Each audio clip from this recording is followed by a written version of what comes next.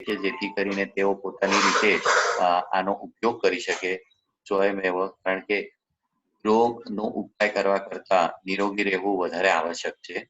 તેથી નિરોગી કઈ રીતે રહી શકાય, એનો ઉપયોગ કઈ રીતે કરી શકાય એ વિશે જાણકારી હું ઝૂમ માધ્યમે આપું છું. 10 થી 12 દિવસનો આ કોર્સ હોય છે અને આ જૂન મહિનામાં પણ એક શિબિર લેવામાં આવશે.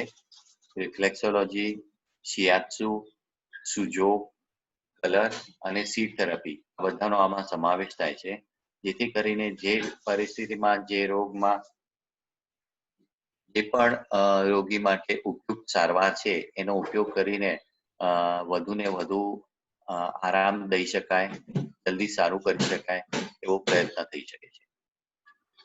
આપણે જે રીતે યોગમાં પણ કહીએ છીએ કે કરો યોગ રહો નિરોગ, એ જ રીતે આ પદ્ધતિમાં પણ આપણે પોતાની રીતે અમુક પોઈન્ટ્સને લઈ શકીએ છીએ, જેથી કરીને આપણને આગળ રોગ ન થાય. બહુ સરળ અને સાદા પોઈન્ટ છે, જેને શીખવા માટે આપણે આજે એક ડેમોન્સ્ટ્રેશન આજનો આ રાખ્યો છે, જેમાં હું તમને થોડી સરળ પદ્ધતિઓ જણાવીશ, જેથી કરીને આપ આ સમજી શકશો અને પોતાની મેળે કરી શકશો. સૌથી પહેલી વસ્તુ એ કે આપણું શરીર જે છે એ ઇન્ટરકનેક્ટેડ છે, એટલે શરીરનો કોઈ ભાગ એવો નથી જે પોતાની મેળે સ્વતંત્રતાથી ચાલી રહ્યો છે. દરેક વ્યક્તિ, દરેક અંગ, ઉપંગ અને અવયવ એકબીજા સાથે સંકળાયેલા હોય છે. આપણા શરીરમાં ઘણી ગ્રંથિઓ છે, જેને કારણે આપણું શરીર જે છે એ સરસ રીતે સમન્વય રીતે કાર્યરત કરી શકે છે, અને જેથી આપણને શક્તિ, સ્ફૂર્તિ, ઉર્જા મળે છે. હવે આ જ્યારે ઇન્ટરકનેક્ટેડ છે, તો એનો અર્થ એ પણ થયો કે આપણે શરીરના દરેક અંગ ઉપંગને પણ વ્યવસ્થિત રાખવા જોઈએ અને એને એક્ટિવેટ કરવા જોઈએ. જેમ જેમ આપણે મોટા થતા જઈએ છીએ, વૃદ્ધ થતા જઈએ છીએ, તેમ તેમ અમુક અંગ ઉપંગ આપણા શરીરના થોડા કાર્યમાં ધીમા પડતા રહીએ છે, જેથી કારણે આપણને ક્યાંક ને ક્યાંક કંઈક રોગ થવાની શક્યતા થાય છે. વ્યવસ્થિત કાર્ય ન કરી શકે એવા અંગ ઉપંગ થઈ જાય છે. એવા સમયે તો આપણે એ લોકોને તો તેઓ સરખી રીતે કામ કરી શકે છે. એક્ટિવેટ કેવી રીતે કરવાના? હવે એવું આવશ્યક નથી કે જે અંગ ઉપંગ કે એને છે એને ડાયરેક્ટ ટચ કરવું જોઈએ. રિફ્લેક્સોલોજીના માધ્યમે આપણી હાથની હથેળીમાં અને પગના તળવામાં આપણે આ બિંદુઓ છે, જેને એક્ટિવેટ કરવાથી આખા શરીરમાં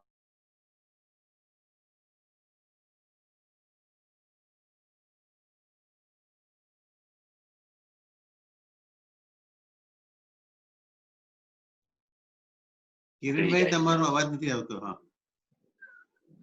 હવે આવ્યો અવાજ. આવ્યો? હા, મને લાગે છે થોડું ઇન્ટરનેટ કનેક્શન અનસ્ટેબલ છે.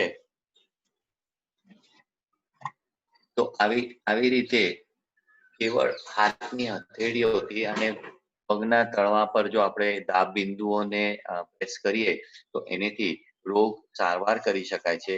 પીડામાં ઘણી રાહત મળે છે અને આનો ઉપયોગ સરળતાથી થાય છે, તેથી આપણે આ પદ્ધતિઓ શીખવાડે છે. હવે જેમ કે આપણે જોયું કે આપણે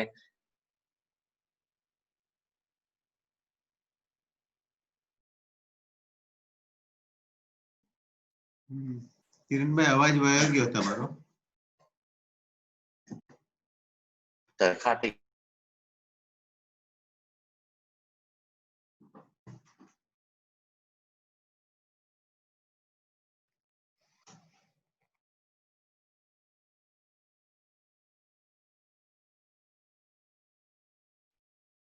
કિરણભાઈ, અવાજ નથી આવતો તમારો.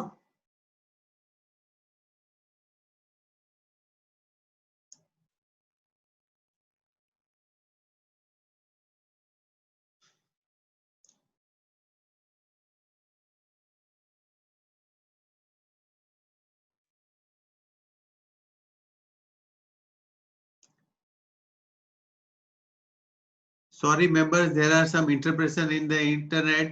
કિરણભાઈ નું મારા ખ્યાલથી ઇન્ટરનેટ વયું ગયું લાગે છે, કદાચ પાછા જોઈન્ટ થશે.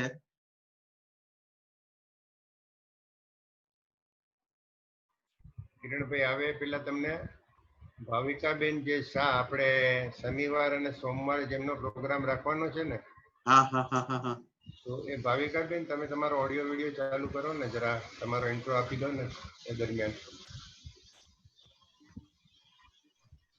હા, આપણે ભાવિકાબેન, અચ્છા આવી ગયા internet, Kiranbhai, okay okay okay, હા, ઇન્ટરનેટની થોડી સમસ્યા થઈ ગઈ હતી એટલે ડિસ્કનેક્ટ થઈ ગયા હતા. It's okay okay. ઓકે. એ રીતે આપણે આ શરીરનું અલગ અલગ રીતે ઉપચાર કરી શકીએ દાબ બિંદુઓને દાબવાથી. હવે ઘણી વાર લોકોને ચિંતા થઈ જાય છે કે ખોટો પોઈન્ટ દબાવી દીધો તો શું થશે, આની બદલે ઓલો ખબર ન પડે, યાદ ન રહે તો શું કરવું છે. તો આપણો હાથની હથેળી જે છે એક સ્વિચ બોર્ડની જેમ છે, જેની ઉપર અલગ અલગ સ્વિચીસ છે. હવે સ્વિચ કોઈ ખોટું દબાવવાથી કોઈ બીજી વસ્તુ ખરાબ નથી થતી, પણ એ વસ્તુ સ્વિચ ઓન પણ નથી થતી. ફક્ત એટલો જ છે, એટલે જો તમે ભૂલથી કોઈ ગલત બિંદુ દબાવ્યું તો એ બિંદુના અનુરૂપ જે કોઈ પણ અંગ ઉપંગ અવયવ છે તે એક્ટિવેટ થઈ જશે, તમને નુકસાન કઈ નહીં થાય. એટલે આ એક એનો સૌથી મોટો ફાયદો છે, સૌથી મોટો ફાયદો. એટલે આમાં કોઈ ખોટું પોઈન્ટ નથી દબાવવાતું. જે પણ પોઈન્ટને તમે દબાવશો એ અંગ ઉપંગ એક્ટિવેટ થશે. બીજું, આના આપણે ચાર્ટ, તેનો ઉપયોગ કરીને આપણે કયો પોઈન્ટ દબાવો એ આપણને માહિતી મળે છે. એ ચાર્ટ પણ હું લોકોને મોકલાવું છું. શિબિર જે ચલાવું છું એમાં પછી લોકોને ચાર્ટ આપી દઉં છું, જે એનું રેફર કરી શકે છે, કયો પોઈન્ટ ક્યાં આવ્યો. શિબિર દોરાન એ શીખવાડવામાં આવે છે કે કેવી રીતે ટ્રેસ કરવું, કેવી રીતે એનો ઉપયોગ કરવો અને કેવી રીતે દબાવો. આ પદ્ધતિ કરવી કેવી રીતે એ મહત્વનું છે. સરખી રીતે દબાવવું એનો એક વ્યવસ્થિત કરવું કે જેથી તેને ઉપયોગ કરવાથી વધુ ફાયદો થાય છે. પણ એ સરખી રીતે ન કરવાથી પણ કેવળ થોડું થોડું દબાવશો તો પણ તેનેથી તમને ફાયદો તો ચોક્કસ જ થશે. તો એનો ઉપયોગ આપણે કરી શકીએ છીએ. હવે જેમ કે આ બે આપણી હથેળીઓ છે, આપણા શરીરને આપણે 10 ભાગોમાં વિભાજન કરીએ તો આ 5 ભાગ રાઈટ સાઈડ ને 5 ભાગ લેફ્ટ સાઈડ, એ રીતે 10 ઝોન થઈ જાય અને આખું શરીર અહીંયા પ્રતિબિંબ તરીકે આવે. એટલે આપણું લેફ્ટ સાઈડ જો અગર ક્યાંય પણ કોઈ પણ અંગ ઉપંગમાં તકલીફ પડે તો લેફ્ટ હથેળી, રાઈટ સાઈડમાં કંઈ થાય તો રાઈટ હથેળી. હવે બધા આપણે જે દાબ બિંદુઓ તો શીખવાના નથી, પરંતુ એક સામાન્ય રીતે જોવા જઈએ તો આપણું શરીર અને આપણી હાથની હથેળીઓની રચના, પગની તળવાઓની રચના એક સમાન રૂપ થાય છે, જેથી કરીને આ સૌથી વચ્ચે આવે અને જેથી કરીને આ મસ્તિષ્કનો એરિયા, મસ્તિષ્કનો ટ્રીટ કરવા માટે આપણે ટ્રીટ કરી શકીએ. તો મસ્તિષ્કમાં જે કોઈ પણ તકલીફ હોય, મોઢા પર તકલીફ હોય, આપણે મસ્તિષ્કની અંદર રહેલી ગ્રંથિઓની તકલીફ હોય, તે બધા માટે ફક્ત અંગૂઠાને દબાવવાથી આપણને ઘણી રાહત મળે છે. હવે એને દબાવવું કેવી રીતે? તો દબાવવાની પદ્ધતિમાં એવું છે કે આપણે એક અંગૂઠાથી બીજા અંગૂઠાને લઈ આ રીતે દબાવી શકાય છે. અને એની પદ્ધતિ છે પ્રેસ, રોટેટ અને રિલીઝ. દાબવું, હલકું ફેરવવું અને પછી છોડી દેવું. દબાવવું, ગોલ ગોલ ફેરવવું અને છોડી દેવું.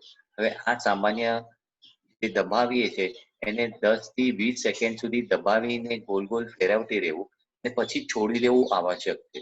એટલે કન્ટિન્યુઅસ દબાવી ન રાખવું, કન્ટિન્યુઅસ એને ગોળ ગોળ ફેરવતા દબાવી ન રાખવું, છોડવું પણ જરૂરી છે. આ એટલા માટે કે અહીંયા આગળ જે પણ અવયવને રિલેટેડ દાબ બિંદુ છે, આંગળી અમુક પ્રકારના ક્રિસ્ટલ્સ જમા થઈ જાય અને એ ક્રિસ્ટલ્સને તોડવાના છે. એ તોડવા માટે આપણે એને દબાવીએ છીએ જોરથી, હલકું ફેરવીએ છીએ, જેથી કરીને એ ક્રિસ્ટલ્સ થોડા તૂટી જાય એટલે આપણે છોડીએ, જેથી કરીને કણકાઓ જે ક્રિસ્ટલ્સના તૂટી ગયા છે તે આગળ વયા જાય. પછી પાછું કરીએ, જેથી કરીને જેવી રીતે કે એક પથ્થરને તોડવા 10 વાર હથોડો મારવો પડે, એવી જ રીતે આ ક્રિસ્ટલ્સને તોડવા માટે પણ આપણે થોડી વાર કરવું પડે. દરેક પોઈન્ટ તરફ આપ 1 થી 2 મિનિટ સુધી આવી રીતે પ્રેશર આપી શકો છો. દબાવવું, ફેરવવું અને છોડી દેવું. દબાવવું, ફેરવવું અને છોડી દેવું. આપ જ્યારે આ વસ્તુની સરખી પ્રેક્ટિસ કરશો ત્યારે આપને ધ્યાનમાં આવશે કે આપણે આપણને પણ એટલે કોઈ બીજા વ્યક્તિ પર જો આપણે સારવાર આપતા હોઈએ તો આપણને પણ એ મહેસૂસ થાય કે અહીંયા ક્રિસ્ટલ્સ છે અને અહીંયા નથી.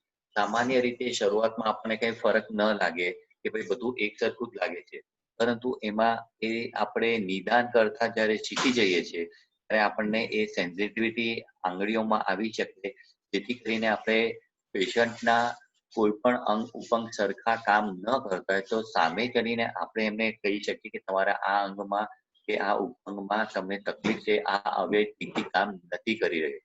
જેની માટે આપણે બહાર જઈને અમુક રિપોર્ટ્સ કઢાવવા પડે છે, જેનેથી ઘણીવાર ખબર પણ નથી પડતી કે આમાં શું રોગ છે કે શું તકલીફ છે. હું બહુ જ સામાન્ય એનું ઉદાહરણ આપીશ કે આપણું હૃદય જે છે એ આપણી લેફ્ટ સાઈડમાં આવ્યું, ડાબી બાજુ આવ્યું છાતીમાં. તો અગર આપણે આ આપણું શરીર જોઈએ તો આ આપણી છાતીનો ભાગ આવ્યો, આ આપણું પેટનો ભાગ આવ્યો, બરોબર. હવે આ છાતીના ભાગમાં લેફ્ટ સાઈડ પર અહીં હાર્ટ આવ્યું. તો હાર્ટને ચેક કરવા માટે આ ચોથી આંગળી ને આ ત્રીજી આંગળી એમાં અહીં આ જે લાઈન છે એની ઉપર અહીંયા આગળ આપણે પ્રેસ કરીએ તો આપણા હાર્ટની સ્થિતિ કેવી છે એ આપણને તરત ખબર પડી શકે. હવે એની માટે સામાન્ય રીતે તો જાણવું બહુ મુશ્કેલ છે, કારણ કે એનો કાર્ડિયોગ્રામ ને કઢાવવો પડે અને બહુ ખર્ચાદાયક પણ છે. પરંતુ આ પદ્ધતિ દ્વારા તમે અત્યારે અહીં બેઠા બેઠા જાણી શકો છો કે આ હાર્ટ પોઈન્ટમાં આ હૃદયનું તમારું વ્યવસ્થિત ચાલી રહ્યું છે કે નહીં. હવે ખબર કેવી રીતે પડે? તો જ્યારે જે પોઈન્ટ પર આપણે દબાણ આપીએ, થોડું પ્રેશર આપીએ, ત્યારે એ વસ્તુ પર અમુક પ્રકારનું થોડુંક પેઇન થાય. દરેક જગ્યાએ પેઇન તમને નહીં થાય. ફક્ત દબાવવાથી જે દબાણ આવે એ મહેસૂસ કરવું અને દબાવવાથી થોડું દર્દ મહેસૂસ કરવું, આ બંને અલગ અલગ વસ્તુ છે. જ્યાં તમને દબાવવાથી થોડુંક દર્દ મહેસૂસ થાય એ પોઈન્ટ, એ એરિયા જે પણ અવયવ અંગ ઉપંગનો છે ત્યાં તમને કંઈક તકલીફ છે, તો એનું નિવારણ કરવા માટે તમારે એ જગ્યાએ થોડી વાર માટે પ્રેસ, રોટેટ, રિલીઝ આવી રીતે દબાવવું, ફેરવવું અને રિલીઝ કરવું વારંવાર કરવાથી એ એરિયામાંથી જે ક્રિસ્ટલ છે એ બધા નીકળી જશે અને ધીરે ધીરે ત્યાં તમને રાહત થશે. આવા અમુક ખાસ કરીને ઓર્થોપેડિક પ્રોબ્લેમ જે લોકોને થાય છે એવા ઘણા લોકો અમારી પાસે ખૂબ જ આવે છે, જેમને ગરદનમાં તકલીફ થાય છે, સર્વાઇકલ સ્પોન્ડિલાઇસિસ હોય છે, શોલ્ડર પેન હોય છે, બેક પેન હોય છે, કમરનો દુખાવો થઈ જાય છે, પગની સમસ્યા, ઘૂંટણની તકલીફ, બીપી, ડાયાબિટીસ, આવા અનેક પ્રકારના રોગીઓ અમારી પાસે આવે છે અને તેમની અમે નિઃશુલ્ક સારવાર કરીએ છીએ. સાથે જ અમે અમુક વસ્તુઓ એમને ઘરે કરવા માટે પણ શીખવાડી દઈએ છીએ. હવે આ દબાવતી વખતે કેટલું પ્રેશર આપવું એ પણ એક મહત્વનો પ્રશ્ન છે. તો પ્રેશર કેટલું આપવું, એટલું આપવું જેનેથી ત્યાં આગળ આપણને કે પેશન્ટને તમે દબાણ દઈ શકો, જેથી એને ફરક પડે, બહુ વધારે દર્દ ન થાય, એટલે કે એ રડી ન પડવો જોઈએ અને એને થોડોક હલકો સ્પર્શ એ મહેસૂસ થાય. તો આ થોડી પ્રેક્ટિસથી તમને ધીરે ધીરે ધ્યાનમાં આવશે કે એટલું કરવાથી લોકોને બહુ ફરક પડી જાય છે. હવે મેં જે રીતે કહ્યું કે અત્યારે જ આપણે જો હાર્ટનો પોઈન્ટ ચેક કરી શકીએ તો અહીંયા આપણને પ્રેશર દેવાથી જો હલકો દર્દ મહેસૂસ થાય તો એનો મતલબ એમ નથી કે આપણું હાર્ટ ખરાબ થઈ ગયું છે. સામાન્ય રીતે આપણે જ્યારે 40+ થઈ જાય ત્યારે હલકું કાર્ય આપણા દરેક અંગ ઉપંગનું થોડું સીમિત થઈ જાય છે, તો એને એક્ટિવેટ કરવાની જરૂર છે. થોડું ચેસ્ટ કન્જેશન હોય છે, એ ક્લિયર થઈ જાય. જો એ વ્યવસ્થિત કામ કરતો હશે તો 1-2 વાર તમે ટ્રીટ કરશો એટલે તમને બહુ ફરક પડી જશે અને પછી તમને ત્યાં દર્દ કે કોઈ પણ કન્જેશન મહેસૂસ નહીં થાય. એ જ રીતે બીજા પણ પોઈન્ટ્સને તમે આવી રીતે ચેક કરશો. આ અહીં આપણા શરીરની રચના પ્રમાણે જ આપણા શરીરને જોવાનું છે. આપણું જેવી રીતે મેં કહ્યું કે આ મુખ છે, એ જ રીતે આપણું આ અંગૂઠામાં લેફ્ટ સાઈડનું મસ્તિષ્ક અહીં આવ્યું, રાઈટ સાઈડનું અહીં આવ્યું. હવે મને મારું કાન દર્દ કરે છે, કાનને દર્દ જોવા માટે આપણે અહીંયા જોવાનું છે, ત્રીજી અને ચોથી આંગળી. એટલે મસ્તિષ્કનો ભાગ આપણા આ બધા જ આંગળીઓના ટેરવા ઉપર પણ આવે. તો કાન, કારણ કે સૌથી રાઈટ એક્સ્ટ્રીમ્સ પર છે મસ્તિષ્કના, તો આ જગ્યાએ આપણે કાનને શોધી શકીએ. સાંભળવાની કોઈ ક્ષમતામાં તકલીફ પડતી હોય, ચક્કર આવતા હોય, આ વસ્તુઓ, બહુ કાનમાં શરદી થઈ જતી હોય, તેની માટે કાનને આપણે ટ્વીટ કરવાનું છે. પ્રેસ, રોટેટ અને રિલીઝ. દાબવું, ફેરવવું અને છોડી દેવું. એ જ પ્રમાણે કાનની અહીંયા વચ્ચે જો આમ જુઓ તો આપણી આંખો આવી. આંખો માટે પહેલી બે આંગળી.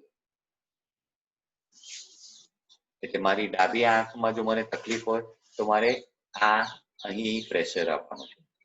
આપવા માટે કઈ વધારે વસ્તુઓની કે આવશ્યકતા નથી, પણ શરૂઆતમાં જો આપણને પ્રેશર આપવામાં તકલીફ પડતી હોય, ખાસ કરીને કોઈ બીજાને દેવા માટે, તો આપણે કોઈ પણ વસ્તુનો ઉપયોગ કરી શકીએ છીએ. આપણા ઘરમાં પેન્સિલ હોય છે, પેન હોય છે, જેની બુદ્ધિ ભાગથી આપણે એને દબાણ દઈ શકીએ છીએ. વેલણનો ઉપયોગ કરી શકીએ છીએ.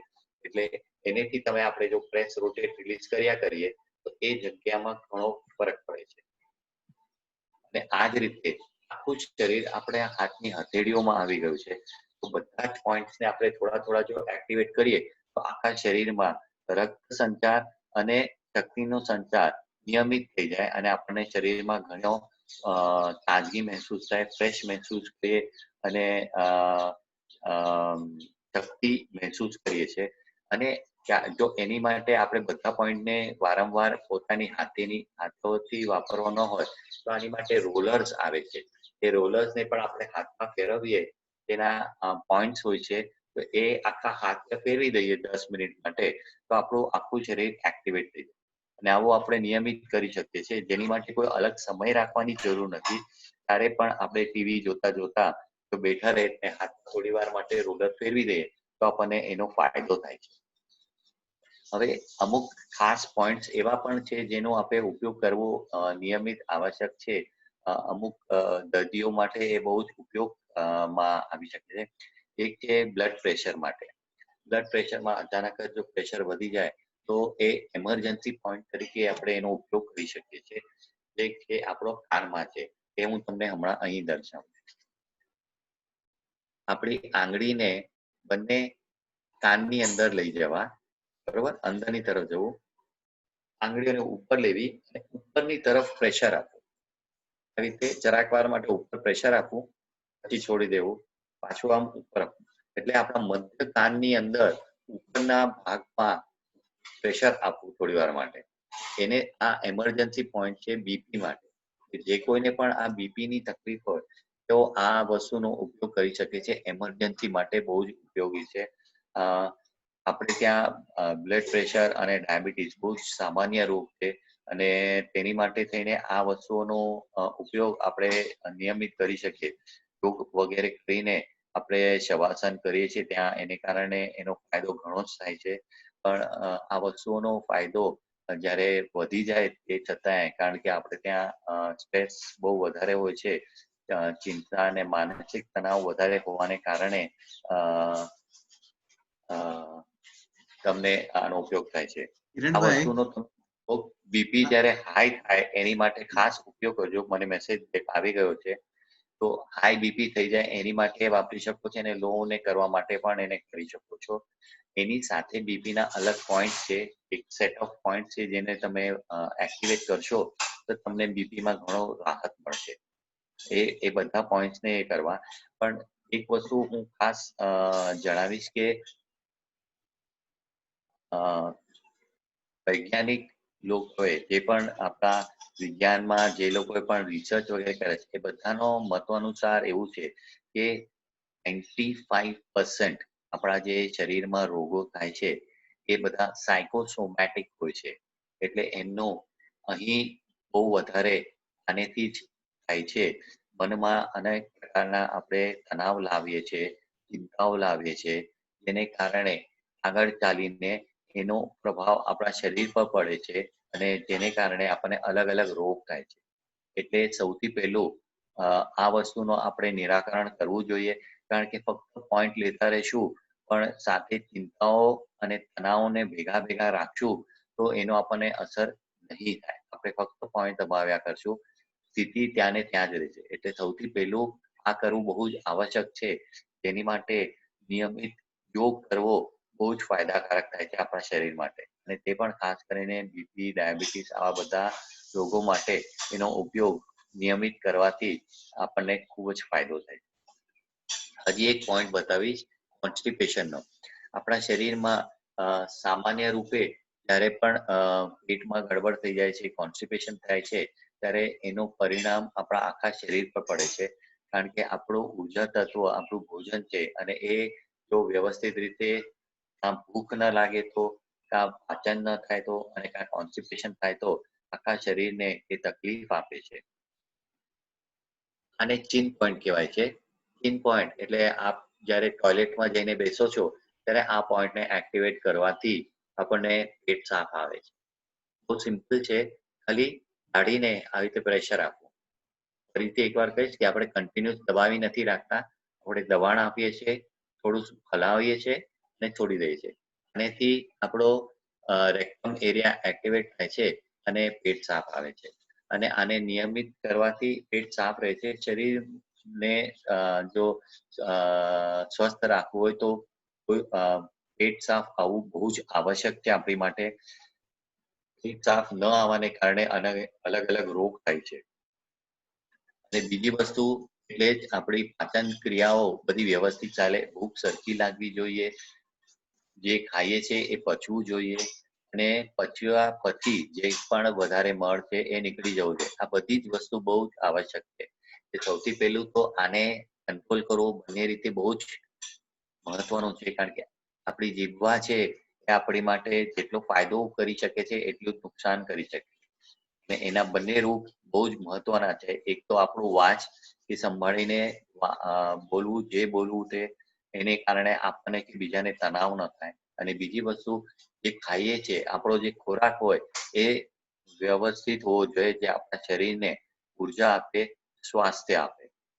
એટલે જે પણ જમતા હો તે વ્યવસ્થિત અને પૌષ્ટિક હોવો જોઈએ આહાર. વધુ પડતો મેંદાનો ઉપયોગ ન કરવો, ઠંડા પેય ન પીવા. ખાસ કરીને એમાં નાના બાળકોને આપણે જોઈએ છે કે જમતા જમતા એક કોળિયો ખાય અને ઠંડા પાણીનો એક ઘૂંટડો પીએ. આપણે જેટલું શરીરના ઠંડુ નાખીએ છીએ એટલું આપણા ઉદરે, આપણા જઠરે એટલી અગ્નિ પ્રજ્વલિત કરવી પડે છે અને પાચન માટે. એટલું બધું આપણે ઠંડુ ન પીએ કે જઠર પર એનો લોડ પડતો જ જોઈએ. જેથી કરીને ભોજન જે છે એટલે જ ગરમ ખાવામાં આવે છે. એમાં પણ વધારે પડતું તીખું અને તેલવાળું ન ખાવું. ખાસ કરીને જો આપણને એવા રોગ થતા હોય, બહુ વધારે એસિડિટી થતી હોય તો આ વસ્તુઓનું ખાસ ધ્યાન રાખવું. આનેથી આપણા શરીર પર બહુ અસર પડે છે અને આગળ પછી એ એસિડિટી અલ્સર થાય છે, મોઢામાં ચાંદલા પડે છે. આ વસ્તુઓનું ખાસ ધ્યાન રાખવું. ઠંડી વસ્તુઓ અવોઇડ કરવી અને ક્યારેક ખાઈએ, ક્યારેક ખાવામાં હાનિ નથી, પરંતુ નિયમિત, એમાં ખાસ કરીને જમતા જમતા ઠંડુ પાણી પીવું બહુ જ ખરાબ છે આપણા સ્વાસ્થ્ય માટે. આઈસ્ક્રીમ પર જ્યારે ખાઈએ તો ઉપર છેલ્લે થોડું એક સાદું પાણી પી લેવું, જેથી કરીને આઈસ્ક્રીમની ઠંડક જે છે એ ઓછી થઈ જાય. ઠંડા પીણા બધા જ આપણા શરીર માટે ખૂબ જ હાનિકારક છે. એટલે એનો અતિ ઉપયોગ કરતી વખતે બહુ જ ધ્યાન રાખવું અને ઓછામાં ઓછી વાર વાપરવું. એ સાથે પાચન, જ્યારે જ્યારે ભૂખ લાગતી હોય ત્યારે ભૂખ લાગે ત્યારે ખાઈ લેવું, સમયસર ખાવું એ પણ બહુ જ આવશ્યક છે. આપણને ભૂખ લાગી હોય છે પણ આપણે સમયસર જમતા નથી. હાથમાં રહેલું કામ આપણે કરતા રહીએ છીએ અને પછી કલાક 2 કલાક રહીને જમીએ, ત્યારે ભોજન પણ ઠંડુ થઈ ગયું હોય છે, વાસી થતું જાય છે. વાસી ભોજન ઓછામાં ઓછું ખાવું, બને તો એવું ન ખાવું. વાસી ભોજન નહીં, ભોજન હંમેશા ગરમ હોવું જોઈએ, તાજું હોવું જોઈએ, તાજું રાંધેલું હોવું જોઈએ. અને એ જ વસ્તુઓ ખાસ યાદ રાખવી સલાડ માટે અને ફ્રૂટ્સ માટે. સલાડ પણ જમતા પહેલા ખાવું જોઈએ. સાથે સાથે ખાવાની બદલે કાં અડધો કલાક પહેલા ખાઈ લ્યો અને કાં એવા સમયે ખાઓ જ્યારે તમે કોઈ બીજું રાંધેલી વસ્તુ સાથે ન ખાતા હો, જેથી કરીને સલાડની ગુણવત્તા તમને પૂરેપૂરી આપણા શરીરને મળે. એટલે એવી વસ્તુઓ સવારના ઉઠીને પહેલા ખાઓ, કાં પછી સાંજના ચાના સમયે ખાઓ, જ્યારે ચા પીવાને બદલે સલાડ ખાઈ લ્યો, ફ્રૂટ્સ ખાઈ લ્યો, ડ્રાયફ્રૂટ્સ ખાઈ લ્યો, તો એમાં રહેલા પોષક તત્વો તમને પરિપૂર્ણ રીતે પોતા માટે મળશે. હજી એક એમરજન્સી પોઈન્ટ બતાવું છું, એ છે આ નોઝ પોઈન્ટ, એટલે નાક અને હોઠની વચ્ચે અહીં. આથી ચક્કર આવવા માટે ખાસ કરીને એ લોકોને જે લોકોનું બીપી લો થઈ જતું હોય છે, આ ચક્કરની તકલીફ થાય છે. નાક અને હોઠની વચ્ચે અહીં દબાવવું, ફેરવવું અને છોડી દેવું, દબાવવું, ફેરવવું અને છોડી દેવું. આને વારંવાર કરવાથી ચક્કર આવવાના ઓછા થઈ જશે. હાલાકી ફરીથી એકવાર યાદ કરાવીશ કે મૂળ કારણ શું છે એ જાણવું જોઈએ. આપણું બીપી લો થઈ ગયું છે કે આપણને હાઇપોગ્લાયસેમિયા જેવું અસર થઈ ગયું છે, તો પેલા એનું નિવારણ પણ સાથે સાથે કરવું આવશ્યક છે, કેવળ પોઈન્ટ દબાવવાથી નહીં. એટલે બંને વસ્તુનું એક સાથે આપણે જો કરીએ એનાથી બહુ ફરક પડી જશે. આ છે નોઝ પોઈન્ટ અહીં. ઓકે, પેલા મેં તમને ઇયર પોઈન્ટ બતાવ્યો જે બીપી માટે છે, ચિન પોઈન્ટ બતાવ્યો જે કોન્સ્ટિપેશન માટે છે, અને આ જે છે અહીં એ છે નોઝ પોઈન્ટ જે ચક્કર માટે છે. એટલે અર્જન્સીમાં આવી સ્થિતિમાં વ્યક્તિ બહુ કઈ જઈ ન શકે, અચાનક જ એને ચક્કર આવવા માંડે ને પડી જઈ શકે. આવા સમયે આવા એમરજન્સી પોઈન્ટ આપણને ખૂબ જ ઉપયોગમાં આવી શકે છે. એ સિવાય આ અહીં જે જાંગળી આપણે ચાંદલો કરીએ છીએ આ ભાગ આપણું પિટ્યુટરી ગ્લેન્ડ છે, જે આપણા બધી જ અંતઃસ્રાવી ગ્રંથિઓને કંટ્રોલ કરે છે. આ અંતઃસ્રાવી ગ્રંથિઓના સ્રાવ જે હોય છે જેને કે હોર્મોન્સ કહેવાય છે, એનું શ્રવણ જ્યારે થાય છે એ આપણા શરીર માટે બહુ જ અસરકારક હોય છે, અને એને વ્યવસ્થિત ચાલતું રહેવું બહુ આવશ્યક છે. તો એને એક્ટિવેટ કરવા આ પોઈન્ટ છે. એટલે બંને ભ્રમરોની બિલકુલ વચ્ચે. આનો અસર આપણા શ્વસન તંત્ર પર થાય છે, પાચન તંત્ર પર થાય છે, પ્રજનન તંત્રો પર થાય છે, અને એને માટે એટલે જ આને છે ને વ્યવસ્થિત રીતે નિયમિત રીતે વ્યવસ્થિત ટ્રીટ કરતું રહેવું બહુ જ જરૂરી છે. આ આપણે આપણા કલ્ચરમાં એ હતું કે ક્યારે પણ કોઈ મહત્વનું કામ થતું હોય છે તો આપણે ટીકો લગાડીએ છીએ, એને ટીકો લગાડે છે. તો ટીકો શેનો લગાડે છે? લાલ કલરનો ટીકો લગાડવામાં આવે છે. એ કલર થેરપી અને આ દાબ પદ્ધતિ બંનેનો ઉપયોગ આમાં થતો હોય છે. આ કરવાથી આપણી પિટ્યુટરી ગ્લેન્ડ એક્ટિવેટ થાય છે, જેથી કરીને શરીરની બધી ગ્રંથિઓ સતેજ થઈ જાય છે, અને લાલ કલર નો અસર થાય છે એ ગ્લેન્ડ ઉપર જે સતત ચાલે છે. તો એ બંને વસ્તુઓની થેરપી આપણા કલ્ચરમાં હોવાને કારણે આનો ઉપયોગ કરવામાં આવતો હતો, અને જેનો પ્રભાવ એ વ્યક્તિ પર ખૂબ જ પડે છે. એનામાં સ્ફૂર્તિ આવી જાય છે, શક્તિ આવી જાય છે, અને એ પોતાના કાર્યમાં સફળ થાય છે.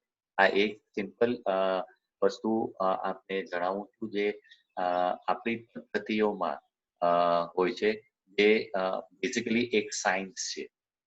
વિજ્ઞાન જ આપણી ધર્મનો મૂળ છે, જેને કારણે એને અલગ અલગ ધાર્મિક પદ્ધતિઓમાં પરિવર્તિત કરવામાં આવ્યો છે, જેનો આપણને ફાયદો થાય. હજી એક વસ્તુ કે શરીરનું પાચન તંત્ર બગડે કે સરળ રીતે ન કરે, જે રીતે આપણી આ હથેળીઓ છે, પાચન તંત્ર આપણું બરોબર શરીરના મધ્યમાં આવે, બરાબર. હવે એ આપણા હથેળીઓમાં પણ અહીં વચ્ચોવચ્ચ આવ્યું, તો એને એક્ટિવેટ કરવું હોય તો શું કરી શકાય? એને એક્ટિવેટ કરવા માટે આપણે અલગ અલગ દાબ બિંદુઓને દબાવવાને બદલે આપણે જે લોકો તંબાકુ ચૂનો સાથે ખાતા હોય તો શું કરે? આ મૂકે પછી એને મસળે. આપણે ચૂનો તંબાકુ લીધા વગર જ આખું આમ કરી નાખીએ તો આખી પાચન તંત્ર આપણું સતેજ થઈ જાય, અને બધા જ અંગો પર એનો અસર કરે. હજુ આ રીતે આપણે એને કન્ટિન્યુઅસ જો દબાણ આપતા રહીશું, આસાનીથી આપણે આને દબાણ આપી શકાય છે, અને આખું પાચન તંત્ર આપણું સરખું વ્યવસ્થિત સચેત થઈ જાય છે. તમને કદાચ ખબર હશે કે આવા લોકો જે લોકો પણ તંબાકુ અને ચૂનો લેતા હોય છે, એ લોકો જ્યાં સુધી તંબાકુ ચૂનો નથી લેતા એ લોકોનું પેટ સાફ નથી આવતું. એટલે સૌથી પહેલા ઉઠીને તેઓ તંબાકુ ને ચૂનો ખાય છે, જેથી કરીને એમનું પેટ સાફ આવે છે આગળ જઈને. તો આપણે પણ આનો ઉપયોગ કરી શકીએ છીએ. એની સાથે જો આ હજી એક પ્રકારે આને કરાય, આપણા જે આ નકલ્સ છે, આ નકલ્સ નો પણ ઉપયોગ કરી શકાય છે.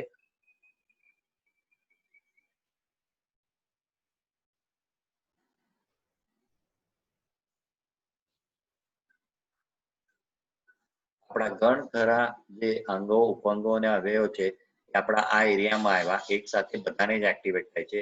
અહીં સ્પ્લીન આવ્યું, પ્લીહા, અહીંયા પેન્ક્રિયાઝ આવ્યું જે ઇન્સ્યુલિન ઝરે છે ડાયાબિટીસ માટે, જે બહુ ઉપયોગી છે. એ જ પ્રમાણે આપણા રાઈટ સાઈડમાં અહીંયા લીવર આવ્યું, એને પણ આપણે આવી રીતે કરીએ તો એક્ટિવેટ થઈ જાય છે. બાકી પાચન તંત્રનો ભાગ પણ અહીં આવ્યો, તો આ બધા આપણે એક સાથે એક્ટિવેટ કરી શકીએ છીએ, જેનો આપણને ખૂબ જ ફાયદો થાય છે અને આપણને ઘણી જ રાહત મળે છે. સામાન્ય રીતે જે આપણને ઘણખરા લોકોને તકલીફ પડે છે એ છે અને એના સૌથી વધુ રોગણાઓ મારી પાસે આવે છે, એમાં ગરદનમાં દુખાવો, ખભાની તકલીફ, કમરની તકલીફ અને ગોઠણની તકલીફ. એમાં પણ ખાસ કરીને સ્ત્રીઓ જ્યારે આ વસ્તુ માટે આવે છે એમને આ તકલીફ બહુ વધુ પડતું હોય છે. હવે ગોઠણ માટે એવું છે કે એક તો આપણા શરીરનું વજન જે છે એ આપણા પગ ઉપાડે છે. તો પગ નાના હોય તો શરીર અને શરીરનું વજન વધારે હોય તો પગ ઉપાડી નથી શકતું. એનો ભાર જે છે એ આપણા ગોઠણ પર પડે છે અને એને કારણે ગોઠણને તકલીફ પડે છે. પહેલી વસ્તુ, શરીરને થોડું વજન સુપ્રમાણે રાખવું જોઈએ, જેથી કરીને આપણા પગ પર એનો લોડ ન પડે. અને આ એક પોઈન્ટ હું બતાવું છું અહીંયા, જે કોણી પર આવ્યો, અહીં અહીં અહીં દબાવવાથી આપણા ગોઠણને ફરક પડી જાય છે. હવે આશ્ચર્ય કરશો તમે કે આ તો આપણી કોણી છે, એનો અસર આપણા ગોઠણને કેમ પડે? કારણ કે આપણી જે આપણો હાથ અને આપણા પગ બંને એકબીજાના અનુરૂપ જ છે. આપણા હાથના પંજા અને પગના તળો, એવી રીતે આ આપણો કોણી અને એવી રીતે આપણા ગોઠણ. તો અહીં આને એને દબાવવાથી આપણા ગોઠણમાં તરત રાહત મળે છે અને એનું આપણને તરત અસર થાય છે. તો આનો પણ આપણે ઉપયોગ કરી શકીએ છીએ, જેનેથી આપણને તરત રાહત મળે છે અને અમે પેશન્ટને ત્યાં ને ત્યાં સારવાર દઈએ છીએ તો એમને તરત ઘણી રાહત મળે છે, સારવારમાં તકલીફ ઘણી ઓછી થાય છે. તો આ પોઈન્ટ પણ આપણે યાદ રાખી શકાય એમ છે. બહુ સિમ્પલ છે. આપણે ઘણી વખત આપણને બહુ વધારે માર લાગી જાય છે તો એ જગ્યાને આપણે ટ્રીટ પણ નથી કરી શકતા, એને ટચ પણ નથી કરી શકતા. આવી પરિસ્થિતિમાં આપણે દૂરથી આપણા શરીરમાં એને જ્યારે ટ્રીટ કરીએ છીએ તો એ અંગ ઉપંગ આપણો વ્યવસ્થિત થઈ જાય છે. આ એક પદ્ધતિનો ખૂબ જ મોટો ફાયદો છે.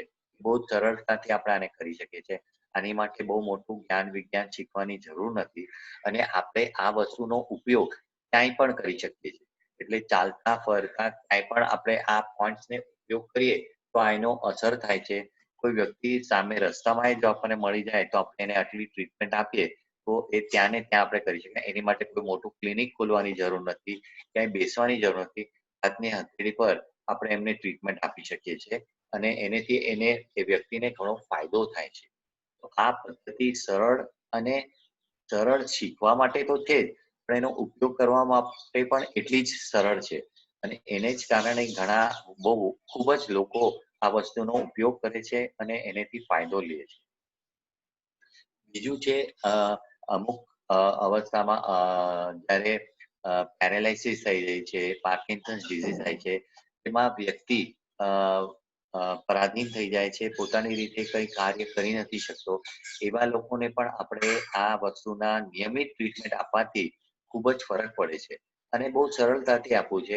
હા, કેવળ એટલું હોય છે કે ભાઈ આવા માનસિક રોગોમાં આવી રીતે જયારે મસ્તિષ્ક પર બહુ મોટો અસર થઈ જાય છે તો થોડો લાંબા સમય સુધી જોઈએ સારવાર આપવી પડે છે. એક બે દિવસમાં નથી ચાલતી, 4-6 મહિના જોઈએ, કારણ કે એનો બહુ જ પ્રભાવ પડ્યો છે મસ્તિષ્ક પર, જેને કારણે આપણે પેરાલાઇટિક ઇફેક્ટ આવ્યો છે. પણ એક વાત નિશ્ચિત છે, જો નિયમિત રીતે આવી રીતે જો કરતા રહીએ, પેશન્ટ પોતાની રીતે ઘરે પણ જો કરે તો એ નિશ્ચિત રીતે પોતાને સ્વપગે ઉભા થઈ શકે છે, ઇન્ડિપેન્ડન્ટ બને છે અને એવા ઘણા રૂગણો અમારી પાસે આવે છે. પાર્કિન્સન્સ ડિઝીઝ થાય છે ત્યારે સ્ટીફ થઈ જાય છે મસલ્સ અને એનો કંટ્રોલ તેઓ એમના હાથમાંથી છૂટી જાય છે, એટલે તેઓ કંટ્રોલ નથી કરી શકતા, હલકી ધ્રુજારી મહેસૂસ કરે છે. હવે આની માટે થઈને એક ખાસ વસ્તુ દઉં કે આપણામાંથી ઘણા લોકોને એક આદત હોય છે ટચીકિયા ફોડવાની. વારંવાર આપણે ટચીકિયા ફોડતા રહેતા હોય છે. આ વસ્તુ ન કરવી જોઈએ, કારણ કે એનેથી આપણા જે જર્ક્સ પડે છે નર્વ્સમાં એ આપણા શરીરને આગળ જઈને તકલીફ કરે છે અને પછી એ નર્વ્સની ઇફેક્ટ ઓછી થઈ જાય છે અને આપણે કંટ્રોલ નથી કરી શકતા. તેથી પ્રતિક્રિયા ન ફોડવા જોઈએ. કોઈને પણ આપણે જોઈએ એને ના પાડવી કે પ્રતિક્રિયા નહીં ફોડવાના, આપણા માટે ખૂબ જ હાનિકારક વસ્તુ છે, તો એનો ઉપયોગ કદાપી ના કરો. બીજી વસ્તુ પહેલા પણ કહ્યું, ફરી એકવાર કહીશ કે આપણે ભારત દેશ જે છે ટ્રોપિકલ ક્લાઇમેટમાં રહ્યો, તો ટ્રોપિકલ ક્લાઇમેટમાં રહેવાને કારણે અહીં ગરમી બહુ વધુ હોય છે, સખત હોય છે. એટલે નિયમિત રીતે મસ્તિષ્ક પર આપણા કેશ માટે પણ તેલ નાખવું બહુ જ આરોગ્યદાયક છે. નિયમિત રીતે તેલ નાખવું, અને જો આપણને એ તેલ નાખવામાં તકલીફ પડતી તો રાતના સૂતા પહેલા તેલ નાખી દેવું, સરખી રીતે મસાજ કરવું, તેલ હથેળીમાં લઈ અને સરખી રીતે મસ્તિષ્કની અંદર જવા દેવું, એને સરખી રીતે ઉતારતા રહેવું, ઉતાર્યા પછી એને સરખી રીતે પ્રસારવું. આપણા બધા જ ઝોન મસ્તિષ્કમાં આવેલા છે અને આખા શરીરને એ એક્ટિવેટ કરે છે, જેથી કરીને તેલ નાખ્યા પછી થોડું મસાજ કરવાથી આપણા શરીરમાં સ્ફૂર્તિ વધી જાય છે. એનું એ જ કારણ છે. અને તેલ મળવાથી આપણા કેશને પોષણ તો મળે છે.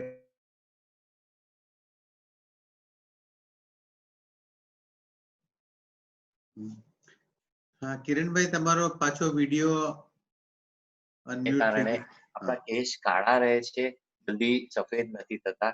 જે આજકાલ આપણે 25-30 વર્ષના યુવકોને જોઈએ છે કે ધોળા થવા માંડે છે. તો આવી પરિસ્થિતિમાં નિયમિત તેલ નાખવું એ પણ આપણી માટે ખૂબ જ આવશ્યક છે. બીજી વસ્તુ, ચહેરાને પણ આપણે હલકું હલકું ટ્રીટ કરીએ તો આપણા ચહેરા ઉપર ઝુર્રીઓ ઓછી પડે. દરેક વસ્તુને થોડી કસરતની જરૂર છે, થોડું સ્ટિમ્યુલેશન આવશ્યક છે. ખાસ કરીને જ્યારે આપણે 40 વટાવી જઈએ છીએ, તો હલકું હલકું સ્ટિમ્યુલેશન આપવાથી ઘણો ફરક પડે છે. એટલા માટે ખાસ જ્યારે આપણે સ્નાન કરવા જઈએ છીએ ત્યારે સાબુ વડે ખૂબ જ સરખી રીતે આપણા શરીરને થોડું ઘસવું પણ આવશ્યક છે. કેવળ સાબુ લગાડીને પાણી નાખી દેવાને બદલે થોડો હલકો મસાજ પણ કરવો આવશ્યક છે, ખાસ કરીને ચહેરા પર. કારણ કે ચહેરો આપણે વારંવાર લોકોની સામે લાવીએ છીએ, પોતાની સામે પણ લાવીએ છીએ, અને જો એની પર બહુ જ વધારે ઝુર્રીઓ આવી જાય, વ્રિંકલ્સ આવી જાય, તો આપણને એનું વારંવાર તકલીફ પડે છે. તો એ કરવા માટે તેને હલકો મસાજ કરવો બહુ આવશ્યક છે. હલકું હલકું માથાને થપેડવું, પણ સવારના ઉઠીને જો તમે કરશો તો તમારા શરીરમાં એનેથી રક્ત સંચાર અને શક્તિનો સંચાર ખૂબ સારી રીતે થશે અને આખા શરીરને એનો તમને લાભ થશે. હજી એક બે વસ્તુ છે, પણ અત્યારે પ્રત્યક્ષ કદાચ તમને નહીં દેખાડી શકાય, કારણ કે એની માટે કેમેરા થોડો દૂરથી દેખાડવો આવશ્યક છે. ખાસ કરીને હું હવે પૂછવા માંગીશ કે આપના કોઈ ખાસ પ્રશ્નો હોય તો મને જરૂર પૂછજો, જેથી કરીને એને હું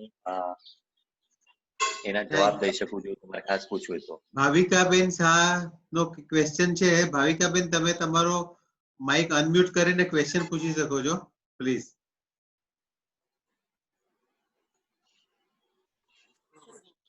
હા, ભાવિકા શાહ, તમારું માઇક થઈ ગયું છે અનમ્યુટ, પ્લીઝ પૂછો તમે ક્વેશ્ચન. હા હા, પ્રણામ. પ્રશ્ન એ છે કે અત્યારે એકચ્યુઅલી કોરોના આ બધાને જે ફોબિયા છે, તો લગભગ એ ફોબિયાના હિસાબે શું થાય છે, કોઈને ઊંઘનો પ્રોબ્લેમ થાય રાતના, પછી કાં તો વિચાર વાયુ આવે, ફોબિયાઝના, ફાઇનાન્શિયલ ક્રાઇસિસના, તો એના માટે કોઈ પોઈન્ટ ખરો? એની બે વસ્તુ કરવી જોઈએ, કારણ કે આ માનસિક વસ્તુ છે.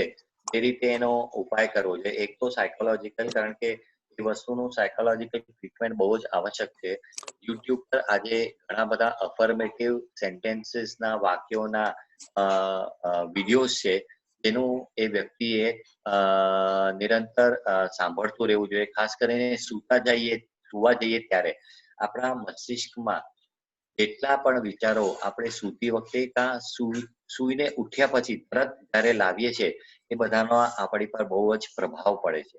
એટલે જ ખાસ કહેવામાં આવે છે કે જ્યારે રાતના તમે સુવા જાઓ છો ત્યારે ખોટી ચર્ચાઓ કરવી નહીં, ખોટા આર્ગ્યુમેન્ટ કરવા નહીં, ઝઘડાઓ કરવા નહીં, કારણ કે એનો પ્રભાવ આપણા મન પર બહુ વધારે પડે છે અને પછી આપણામાં ઉતરે છે.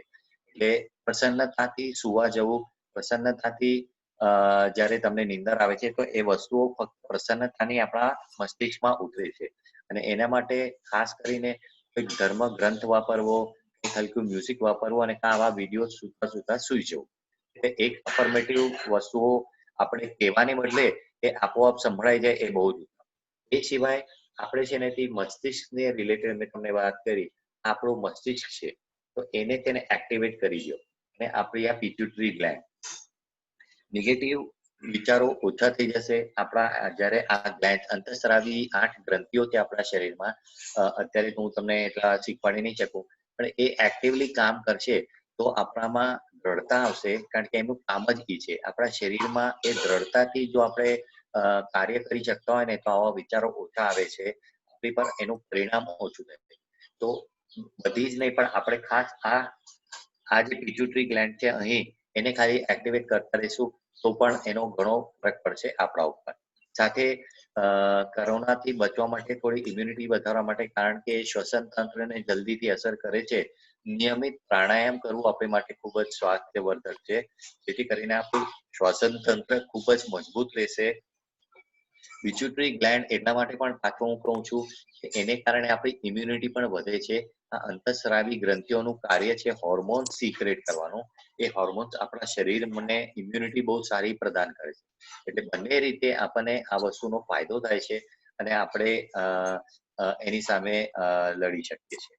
તો આનો ઉપયોગ જરૂર કરશો. Thank you very much. Welcome. બીજા કોઈને કઈ ક્વેશ્ચન પૂછવો હોય તો પોતે અનમ્યુટ કરીને પૂછી શકે છે પ્લીઝ. આ મહિનામાં મારી જ્યારે પણ શિબિર થશે ત્યારે હું સૂચના મોકલાવી દઈશ આપ લોકોને. ઓનલાઈન ઝૂમ ઉપર જ શીખવાડવામાં આવશે. આખી પદ્ધતિ છે અને 12 દિવસનો આ કોર્સ રહેશે, જેમાં રિફ્લેક્સોલોજી, શિયાત્સુ, સુજોગ, કલર થેરેપી અને સીડ થેરેપી આ બધાનો ઉપયોગ થાય છે. અચ્છા, એટલે એક ફેસબુક પરથી ક્વેશ્ચન આવ્યો છે કે આમાં તમને આ જે કોર્સ છે એમાં તમે સર્ટિફિકેટ ઇશ્યુ કરશો? ના જી, અમે સર્ટિફિકેટ એટલે ઇશ્યુ નથી કરતા કે એની માટે ફક્ત થિયરી જાણવાથી નથી થતું, એની પ્રોપર પ્રેક્ટિકલ્સ જોઈએ છે. તમારે એની ટ્રેનિંગ લેવી પડે. મેં પોતે આને ખૂબ જ પ્રેક્ટિસ કરીને શીખ્યો છું. આજે જ્યારે હું કોઈને ટ્રીટમેન્ટ આપું છું અને ટચ કરું છું ત્યારે મને એની સેન્સિટિવિટીથી ખબર પડે છે કે અહીંયા કોઈ ટેન્ડરનેસ છે, અહીંયા કોઈ અવયવમાં તકલીફ છે. એ શીખવા માટે આપણે ટ્રેનિંગ લેવી પડે છે. એ ટ્રેનિંગ પછી જ તમને આટલી બધું જ્ઞાન પ્રાપ્ત થાય છે. એની માટે હજી ભારતમાં આ પદ્ધતિને સરકાર માન્યતા નથી કે બીજા કોઈ પણ પ્રકારની જો તમારી પાસે સર્ટિફિકેટ હોય તો એનો કોઈ અર્થ નથી. હાલાકી અત્યારે મહારાષ્ટ્ર સરકાર પ્રયત્ન કરી રહ્યું છે આ બધી જ પદ્ધતિઓને, એટલે આપણા દેશમાં ચાલી રહી આ બધી જ પદ્ધતિઓ, એક્યુપ્રેશર, એક્યુપંક્ચર, ન્યુરોથેરાપી, નેચરોથેરાપી, યોગ, આ બધાને એક્યુપંક્ચરની અંદર લાવી અને મહારાષ્ટ્ર સરકાર સર્ટિફિકેટ આપવાનું છે, જેની પરીક્ષા લેવામાં આવશે અને પછી જ શીખવામાં આવશે. કારણ કે આની માટે થોડું ફિઝિયોલોજી અને એનાટોમી, શરીરની રચના, એ બધું શીખવું જોઈએ, જે અમે લોકો શીખવાડીએ છીએ અમારા શિબિરમાં. પરંતુ ઓફિશિયલી રેકોગ્નાઇઝ રીતે જો કરવું હોય તો આની પરીક્ષા થવાની છે. એકચ્યુઅલી આ વર્ષે જ થવાની હતી, પણ કોરોનાને લીધે આ બધું વિલંબિત થઈ ગયું છે. એટલે કદાચ નવેમ્બર-ડિસેમ્બરમાં થાય ત્યારે જો તમને સરકાર તરફથી જે સર્ટિફિકેટ મળશે એને માન્યતા મળે છે. બીજી વસ્તુ, કારણ કે આ નિર્દોષ પદ્ધતિ છે, તમે એને ગમે ત્યારે કોઈ પણ વ્યક્તિ માટે ઉપયોગ કરી શકો છો, તો એને તમારે કરવામાં કોઈ હાનિ નથી. કારણ કે તમે કોઈ વ્યક્તિને ફક્ત હાથમાં ટ્રીટમેન્ટ આપો છો, એને શરીરમાં, જેને બીજા કોઈ પણ વ્યક્તિને ક્યાંય પણ નુકસાન નહીં થાય. થશે તો ફક્ત ફાયદો જ થશે.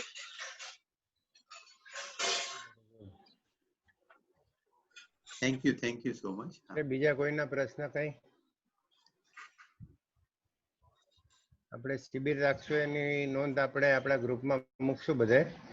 અને બીજું, ભાવિકાબેન, તમે તમારો પરિચય આપો ને જરા. એ પણ હિલિંગ ને ઘણી બધી થેરેપી જાણે છે, જેનો આપણે સેટરડે અને શનિવારે અને સોમવારે સવારના 7 થી 8 કાર્યક્રમ રાખવાના છીએ. ભાવિકાબેન, થોડી તમારો પરિચય અને શું તમે કરાવશો એ જરા. પ્રણામ. આપણે આ શનિવારે જે ટોપિક લેવાના છે એ 7 ચક્રસ, એટલે જે બોડીમાં જે આપણો સોલ હોય, આત્મા, એની સૌથી નજીક જે કહેવાય 7 ચક્રસ, એના પરની આપણે સાધના કરવાના છે.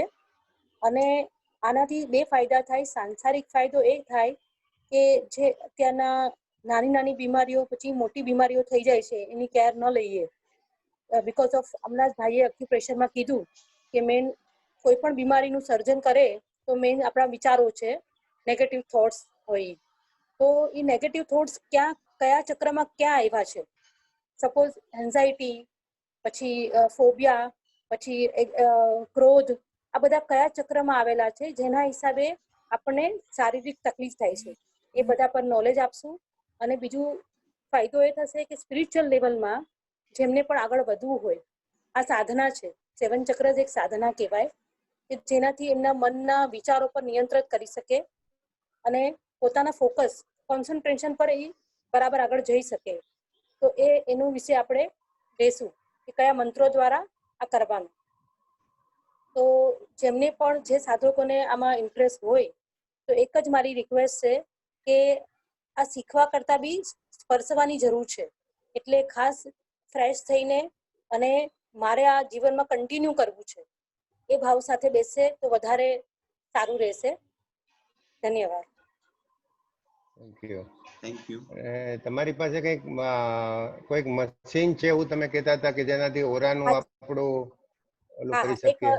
એક એવું હતું કે મારો પ્રોફેશનલી હું માયસેલ્ફ જૈન, અમે લોકો જૈન છીએ અને અમારા પૂજ્ય પન્યાસ લબ્ધિચંદ્ર સાગર વિજયજી મહારાજ સાહેબ અનુયોગાચાર્ય, ગયા વર્ષે એમને 2-3 વર્ષ પહેલા માઇન્ડમાં એક ગાંઠ નીકળી હતી અને એ ગાંઠની એટલી અસર હતી કે એના હિસાબે એ કંઈ જોઈ નતા શકતા અને વાંચી નતા શકતા.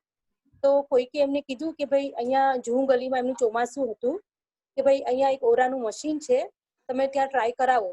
ત્યારે ડોક્ટર નીતાબેન કરીને છે, એમની પાસે ગયા અને એ ઓરા મશીનથી એમને ખાલી એટલું કીધું કે હમણાં કોઈ દવા લેતા નહીં, આનો અનુભવ કરવા. અને મારા સાહેબે થોડું સહન કર્યું અને ફક્ત 5 જ દિવસમાં એ ગાંઠ આખી ઓગળી ગઈ, ઓનલી વાઇબ્રેશન દ્વારા. એટલે અમારું આ મશીન છે એમાં 50,000 થેરેપી છે, વિથઆઉટ મેડિસિન, વિથઆઉટ એની એક્સરસાઇઝ. ફક્ત ઓનલી ને ઓનલી તમારે બર્થ ડેટ અને તમારી ફોટોગ્રાફ્સ. અત્યારે અમે ડિસ્ટન્સ હિલિંગ આપીએ છીએ. અત્યારે ગયા વર્ષે ઓનલી સાદી ભગવંતોનો આમાં લગભગ 150 જેટલા કેસ અમે સોલ્વ કર્યા. જૂની બીમારીઓ, કબજિયાત હોય, ગોઠણનો દુખાવો હોય, ફક્ત આ ઓરા મશીનથી પ્રેક્ટિકલી ફ્રીક્વન્સી આપીને અમે ક્લિયર કર્યું. હવે અત્યારે લોકડાઉનના હિસાબે કોઈને પણ કાંઈ પણ તકલીફ હોય, ઇવન કોરોનાની બી આમાં હિલિંગ છે. તો ફર્સ્ટ સ્ટેજ પર હોય, પ્રાઇમરી સ્ટેજ પર, તો ફક્ત 2 દિવસમાં એમને કોરોનાને સિમ્ટમ્સ હોય તો 2 દિવસમાં એ ક્યોર થઈ શકે છે. ફક્ત એમની જન્મ તારીખ અને ફોટોગ્રાફ, આ 2 વસ્તુ ખાલી અમને જુએ અને એનું અપડેટ જુએ, કેમ કે અમે એમના અપડેટ પરથી અમે અમારી એની હિલિંગ રાખશું. એટલે ફક્ત, અને આમાં 8 જાતના રિપોર્ટ આવે છે જે તમને વોટ્સઅપ કરીએ. એમાં કાર્મિક, તમારું કયું કર્મ છે જેના હિસાબે તમને આ તકલીફ આવી. બીજું, તમારી અંદર કોઈએ બ્લેક મેજિક કર્યું છે કે નહીં એ બી રિપોર્ટ્સ આવી જાય. ઇવન બોડીના 49 ઓર્ગન્સ, લીવર, કિડની, જીના જે ઓર્ગન્સ છે એ બધાનો ઈચ એન્ડ એવરી ઓર્ગનનો પર્સન્ટેજ સાથે રિપોર્ટ આવે અને સાયકોલોજીકલ રિપોર્ટ આવે અને સાથે ઓરાનો રિપોર્ટ આવે. આવા અને હોર્મોનલ ઇમ્બેલેન્સ, આવા 7 થી 8 રિપોર્ટ્સ આવે જે હું અને મારા ડોક્ટર, આઈ એમ અ થેરાપિસ્ટ, અમે 2 જણા આનું કન્ક્લુઝન કરી અને સામેવાળા પેશન્ટને હિલિંગ આપી અને મિનિમમ ડેઝમાં ક્યોર કરીએ છીએ. તો કોઈને પણ આમાં જો ઈચ્છા હોય, આ એકચ્યુઅલી આમ જોઈએ તો ઇન્ડિયામાં હાર્ડલી 1 કે 2 જણા આગળ આ મશીન છે, કારણ કે હજી આ મશીનને સમજતા જ ઘણો ટાઈમ લાગે એવું છે. તો કોઈ પણ આત્માઓને આની ઈચ્છા હોય તો મારો કોન્ટેક્ટ કરી શકે છે. હું મારો મોબાઈલ નંબર બોલું છું, 9930773619 અને 11 થી 1 ની વચ્ચે ફોન કરી શકો છો.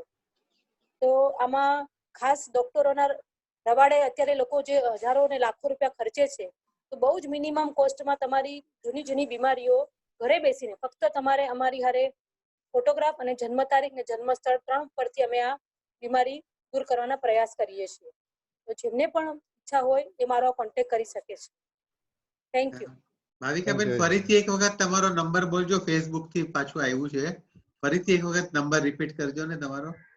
9930773619. અને ખાસ બધાને ભલામણ છે કે પ્લીઝ મારી બી પોતાની સાધના હોય છે એટલે ઓનલી વોટ્સઅપ મેસેજ કરે પછી હું સામેથી કહીશ કયા ટાઈમે ફોન કરવાનો. બીકોઝ આ કેવું છે કે આમાં અમારે બી power of energy universal power અમારે બી લેવાનો હોય જેનાથી અમે સામેવાળાને રિઝલ્ટ આપી શકીએ. સો ગમે તે ટાઈમે ફોન ન કરતા 11 થી 1 ની વચ્ચે અમને મેસેજ આપો ત્યારે અમે ચોક્કસ તમારી હારે વાત કરશું અને તમારા જે પ્રોબ્લેમ છે એની હારે ડિસ્કસ કરીને અમે એનું ચોક્કસ નિદાન આપવા પ્રયત્ન કરશું. Thank you. એક છેલ્લો ક્વેશ્ચન આવ્યો છે એ કે આના કઈ ચાર્જીસ છે? હાજી હા, એકચ્યુઅલી આ મશીન છે એ સાધુ સાધી ભંકોનો હોય અમારા કે સંતો હોય એમના માટે કોઈ જ ચાર્જીસ નથી, પણ જે પ્રોફેશનલી આ મશીનની કોસ્ટ જ એટલીસ્ટ 65 lakhs છે અને આ મશીન છે એ ટ્રસ્ટનું છે એટલે એના હિસાબે અમે કોસ્ટ રાખવી પડી છે. આના રિપોર્ટ્સના 2,500 રૂપિયા છે અને પર ડે હિલિંગ 700 રૂપીસ છે. અને આમાં જો કોઈ એવું અમને લાગે કે અત્યારે બહુ લાઈક સાધારણ પર્સન છે જેની કેપેસિટી નથી એ અમને એવું લાગે ફીલ થાય તો અમે ચોક્કસ એમાં થોડું મદદ કરીને ઓછું કરી શકશું. બટ એટ પ્રેઝન્ટ ઓનેસ્ટલી જેને કારણ કે આ મશીન છે ને ભાઈ એ કેવું છે કે આ મશીન તમે જ્યારે અનુભવશો ને તો તમને બી થશે કે વગર દવાએ જે ડોક્ટરો જે આપણને રવાડે ચડાવે છે ઊંધા રવાડે કે ભાઈ તમને આ છે ને આ ચેક કરાવો ને આ છે, આમાં કોઈ જ નથી. એકચ્યુઅલી આખું થોટ પ્રોસેસ અમે આખી ચેન્જ કરી મીન્સ વ્યક્તિની પ્રકૃતિ ચેન્જ કરવાનો પ્રયાસ છે. સામેવાળાના સ્વભાવના હિસાબે જે એને તકલીફ થતી હોય તો એ પણ આમાં ઘણો ફરક પડે છે આની હિલિંગ કરાવવાથી. Okay, thank you. Thank you very much. Thank you thank you very much. Thank you Bhavikaben, thank you. આપણે કિરણભાઈ બહુ સરસ તમે આજે જે બતાવ્યું છે બધાને જ્ઞાન આપ્યું છે એનો બધા લાભ લેશે અને શિબિર થશે ત્યારે ચોક્કસ અમે બધા એટેન્ડ કરશું પાછા. અને બીજું ખરેખર તો હું એવું માનું છું કે આપણે કહીએ ને કે દેવતાઓને ભગવાનને એમ કહે કે વિઘ્ન વિનાશક છે, કષ્ટભીડ ભંજન છે, પણ દરેકે દરેક દેવતાઓ દરેક જગ્યાએ પહોંચી શકતા નથી એટલે એને પોતાના દૂત રાખ્યા છે. તો આવા દૂત જેનું નામે કિરણ, કે કિરણ એટલે રેજ, રેજ એટલે ઉર્જા આપનાર એવા કિરણ. તો ખરેખર તમારી પ્રશંસા માટે નહીં પણ ખરેખર આવા અનેક આપણે દૂતો જે આ ખરેખર આ સેવા કરી અને જન લોકોને માનવજનને જે ફાયદો પહોંચાડે છે ખરેખર પ્રશંસનીય છે. ને ખરેખર એ બધાને આપણે આભાર માનીએ છીએ કે જે ખરેખર એમાં તો આપણે જોઈએ છે કે આ જે યોગા પરિવાર વાળા છે, અંબિકા યોગ કુટીર છે, આર્ટ ઓફ લિવિંગ વાળા છે, જેટલા પણ નિસ્વાર્થ ભાવે સેવા કરે છે એ ખરેખર પ્રશંસનીય છે ને આપણે ખરેખર ભગવાનના દૂત કહી શકીએ, ભગવાનના મેસેન્જર કહી શકીએ કે જેઓ ખરેખર પોતાની આ સેવા આપી અને માનવજનનો ઉદ્ધાર કરે છે અને એ લોકોને ફાયદો પહોંચાડે છે, એ લોકોના રોગ મટાડે છે, એ લોકોના વિઘ્નો દૂર કરે છે. ખરેખર ધન્યવાદ છે. ભરતભાઈ, અહીંયા હું એક વસ્તુ કહીશ કે કિરણભાઈ એક ફિલ્ડમાં નહીં પણ અનેક ફિલ્ડમાં સેવા આપે છે. હાજી હાજી હાજી. અનેક ફિલ્ડમાં એમની સેવા આપણને મળે છે એટલે એમનો તો જેટલો ધન્યવાદ કહીએ ને એટલું ઓછું છે. સાચી વાત છે, સાચી વાત છે. એનું નામ જ કિરણ છે ને કિરણ આપણને ઉર્જા આપે ને પ્રકાશ આપે એટલે જ્ઞાનનો પ્રકાશ આપે છે અને શક્તિની ઉર્જા આપે છે અને દરેકના રોગ મટાડે છે. વેરી વેલ, બહુ સરસ કામ છે ભાઈ. એક જ્ઞાનના ફિલ્ડમાં બી જ્ઞાન આપે છે. અચ્છા અચ્છા, તો એકવાર આપણે જ્ઞાનનો પણ લેક્ચર રાખશો ભાઈ, સ્પિરિચ્યુઅલ લેક્ચર બી એમનું બહુ સરસ હોય છે. અચ્છા અચ્છા, સરસ સરસ સરસ. થેન્ક યુ નીનાબેન, થેન્ક યુ સર્વે સાધકોનો, સર્વે ભાઈઓ બહેનોના ખૂબ ખૂબ આભાર. તમે લાભ લીધો. ધન્યવાદ ધન્યવાદ. આ લાભ બીજાને પણ મળી રહે એ માટે રહીશ. ખાસ શિબિર જોઈન્ટ કરજો અને ફેસબુકના પણ દરેકે દરેક ભાવિકજનોને ધન્યવાદ.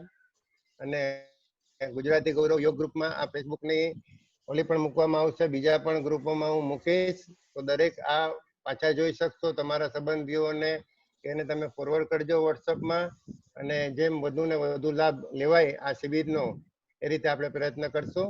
ધન્યવાદ Kiranbhai. Thank you everyone. Bharatbhai, એક રિક્વેસ્ટ છે, જતા જતા એક તમારું સરસ મજાનું કઈક મુખડું ગાઈને આપણે સમાપ્ત કરીએ. Okay okay. હમ.